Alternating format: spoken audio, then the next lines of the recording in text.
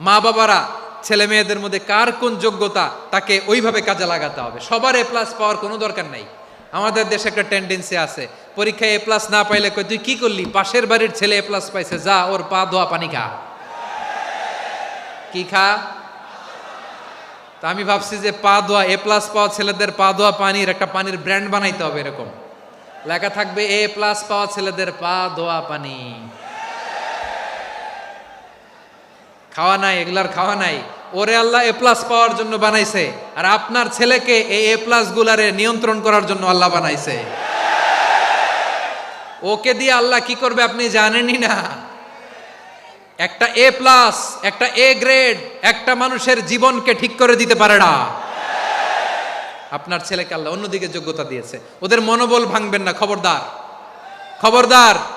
ছেলে মেয়েদের মনোবল ভাঙবেন না। যাকে দিয়ে যেটা হবে তাকে দিয়ে সেটা করতে হবে, তার প্রতিভাকে সেভাবে কাজে লাগাতে হবে। তাহলে বাংলাদেশ আমাদের এই জনসংখ্যা জনসম্পদে রূপান্তরিত হবে।